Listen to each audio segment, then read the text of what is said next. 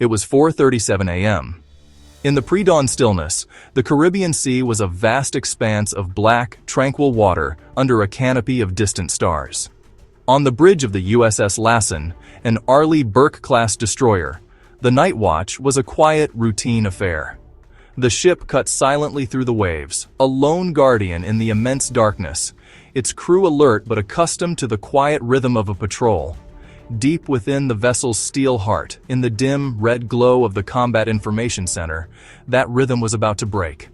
A single unexpected shape materialized on a radar screen, a fleeting ghost in the electronic ether. A young operator leaned in, his brow furrowed. Was it a sensor ghost? A weather anomaly? He ran a quick diagnostic. The contact was solid. It was moving with unnatural speed, its vector a clean, straight line across the display. The operator cross-referenced the Automatic Identification System, the global network that tracks commercial vessels. Nothing. This contact was dark. On the bridge, lookouts confirmed a visual, a low-profile vessel cutting through the water with barely a wake. It was utterly silent, showing no lights and flying no flag. A true ghost ship. A voice in the CIC called out the speed. 45 knots! The information rippled through the room. That was far too fast for a fishing trawler, and its radar signature was too clean for a typical cargo vessel. This was something else entirely. Something built for speed and stealth. The ship's powerful infrared cameras were trained on the target, peeling back the darkness. The thermal imaging revealed several large metallic containers secured to its deck. Their uniform heat signatures suggested they held something other than standard cargo. Then, as the crew of the Lassen watched, a hidden hatch on the vessel's deck slid open, a dark maw appearing on its sleek surface. A moment later, a powerful burst of electromagnetic noise washed over the Lassen. The CIC's sensor displays flickered and filled with static. It was a deliberate act of electronic warfare, an attempt to blind them. The response was immediate. The ship's commander gave the order, his voice cutting through the tension. Alpha Protocol. The quiet hum of the ship was shattered. Sirens blared, and spinning red lights bathed the corridors in a pulsing, urgent glow. The USS Lassen, once a silent observer, instantly transformed into a coiled weapon. The ship was awake. On deck, the Phalanx close-in weapon system, the ship's last line of defense, whirred to life. Its autonomous targeting system locked onto the hostile vessel in a fraction of a second. With a deafening roar that tore through the morning air, the Phalanx unleashed a torrent of 20mm tungsten rounds. A stream of fire and tracers shredded the night, closing the distance to the target in an instant. The impact was catastrophic. A brilliant, silent flash of light, followed by a concussive boom that rolled across the waves. The explosion lit the sea for miles, turning night into a momentary violent day. On the radar screens inside the CIC, the ghost ship simply vanished. One moment it was a threat, the next, it was gone, erased from existence. But the silence that followed was short-lived. Sonar. New contact. The call came from another console. The battle on the surface was over, but another was just beginning in the deep. A massive metallic shadow was moving beneath the waves, 20 kilometers away. Its acoustic signature was clear, powerful, and definitely not biological. This was a submarine. It was closing in, its movement slow and deliberate. Not the frantic dash of a vessel trying to escape, but the patient, steady approach of a predator. The captain faced a stark choice: hold fire and engage this new, unseen enemy alone, or call in air support, broadcasting the engagement to the world and waking the entire region. This was no random encounter. This attack, this intricate dance of surface and subsurface threats, was taking place in one of the most heavily monitored stretches of ocean on Earth. The ghost ship had been bait. The flagless vessel screaming across the water at 45 knots wasn't just a smuggler, it was a calculated provocation, a direct and undeniable challenge to U.S. control of its own maritime backyard. In the silent, pressurized world of the Combat Information Center, the first alert came not as a shout, but as a whisper. A single, unnervingly calm line on the sonar display. In these waters, silence was the herald of danger. It meant a modern submarine, running quiet on batteries, deliberately masking its presence. The operator's voice, steady despite the implications, cut through the low hum. Possible submarine contact. Bearing 095, range 18 kilometers. The data painted a chilling picture. It was at a shallow to moderate depth, moving slow, conserving energy. This wasn't a vessel drifting with the currents. This was a predator. Whoever it was, they knew exactly where the Lassen was, and they were closing the distance with cold, calculated patience. On a mission. The feeling was more unnerving than the surface ship they'd just destroyed. That was a visible enemy, a straightforward fight. This was a hidden threat, a ghost in the water playing by a different set of rules. On the bridge, the atmosphere grew heavy. Every small sound, the click of a switch, the rustle of a chart, felt amplified in the tense quiet. The captain's orders were clipped, precise. Maintain course. Go to lights out. Years of training compressed into a single critical minute. The crew moved as one organism, their actions a testament to countless drills. They were now waiting for the call they knew was coming. Then it happened. A flash on the thermal imaging scope. Thermal spike detected, bearing 095. Looks like a container opening. The submarine was preparing to fire. The weapons officer confirmed the launch signature. Alpha confirmed. We have a weapon in the water. Engage. The ship's last line of defense, the phalanx CIWS, roared to life, its Vulcan cannon spraying a torrent of tungsten penetrators into the blackness. The sea turned white under the furious onslaught, then went dark again as the night swallowed the light. For a heartbeat, there was silence. The contact was erased from the screen. A collective breath was held, but the relief was short-lived. Multiple new returns, same bearing.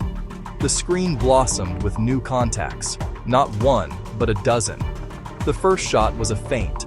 The critical question hung in the air, unspoken. Were they simple decoys designed to confuse their systems, or were they a swarm of torpedoes, each one a death sentence? There was no time to be certain.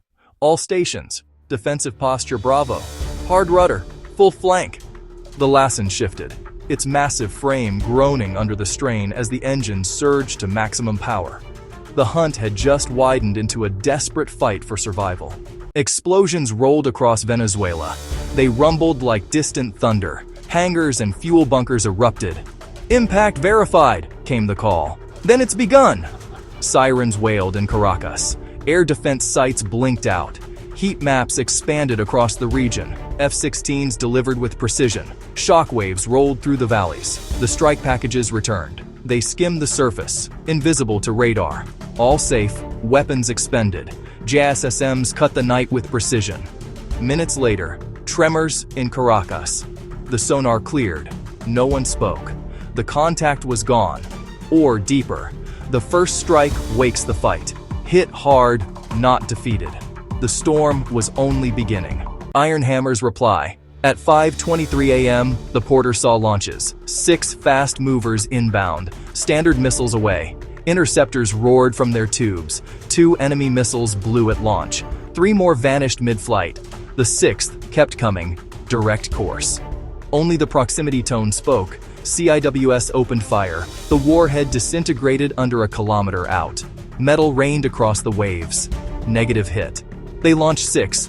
Casualties? None, sir. Then stop them, now. Lassen, Porter, Roosevelt, a steel wall at sea, tomahawks ready. Fire. Boosters flared, then hugged the sea. Falling stars across a waking Caribbean. On the bridge of the USS Porter, there was a collective sigh of relief. Command thought the immediate threat was over, but in the quiet, sterile environment of the Combat Information Center, a different story was beginning to unfold. The data just didn't feel right. Deep within the ship, signals and electronics intelligence analysts, the digital detectives of modern warfare, began their meticulous work. They rewound the engagement's opening minute, not just the radar picture, but the entire electromagnetic spectrum. And there it was. Buried in the noise, almost imperceptible, were short-coded data burst transmissions, sent just moments before the target vessel's destruction. It was a whisper in a hurricane, a signal that screamed coordination. The ghost ship was bait, a calculated sacrifice. Its sole purpose was to draw the full, undivided attention of American sensors to one specific point on the map, creating a blind spot everywhere else. While the porter was occupied, hidden batteries prepared the real strike from an entirely different vector. Intelligence confirmed the presence of K-300P Bastion P coastal defense systems, redeployed near Puerto Cabello. Crucially, they were paired with sophisticated Monolith B jamming bands, designed to overwhelm and confuse enemy radar. The enemy had created a window of exactly 60 seconds, a brief, violent storm of electronic interference, to slip one P-800 Onyx missile through the defensive screen. The crew of the porter cheered their successful intercept, a textbook defense, never knowing they had only defeated the diversion. As quickly as they appeared, the convoys moved inland, then vanished from satellite oversight. The assessment was chilling. The launchers were likely transiting a network of legacy tunnels, Cold War-era relics repurposed for a new age of asymmetric warfare. The mobile assets hid, melting back into the landscape, ready to adapt and strike again. "They were never firing blind," he muttered to his executive officer. "They were watching us the entire time." The new priority was clear: track, locate, and neutralize the surviving radar nodes that form the enemy's nervous system. The USS Lassen, another destroyer in the strike group, shifted course, its powerful SPY-1 radar beginning a wide, sweeping search. This was no longer a simple defense mission. It was a hunt for the network's last eyes, a systematic takedown of their ability to see. But in committing to this hunt, the American forces were being drawn deeper into a complex theater, a move that would trigger the campaign's final and most unexpected twist. At 8:12 p.m., Tomahawks struck Fort Tiuna. Enemy signals vanished one by one. 70% of air defenses gone in 3 hours. Inside, the silence felt unreal. Fires painted the horizon. Multiple armored convoys left Maracay for Miraflores. A name flashed: General Rafael Castillo. Not invasion, a coup. By 4:18 a.m., his forces reached the capital. Chaos in narrow halls, then silence. Nicolas Maduro appeared, dusty and disoriented. The clip spread worldwide in minutes. After 2 decades, the regime fell overnight. No one cheered on Lassen. "It's over," a sailor said. "No, it's only the start." The night had reset the map. Everyone knew change is never tidy, and never finished. At dawn, the city looked like another world. The air smelled of burned fuel and dust. The army scattered. Leaders hid. Parade avenues echoed with footsteps. A wounded quiet settled in. C-17s landed on cracked highways. They brought medics, engineers, and supplies. We are rebuilders. Elections in 6 months. Neighbors celebrated. Great powers condemned. New lines of power formed almost overnight. The Caribbean is no longer a quiet sea. Constant surveillance, constant competition. The Navy reshaped the region and reignited rivalries. "It's over," he whispered. "No, it's never really over."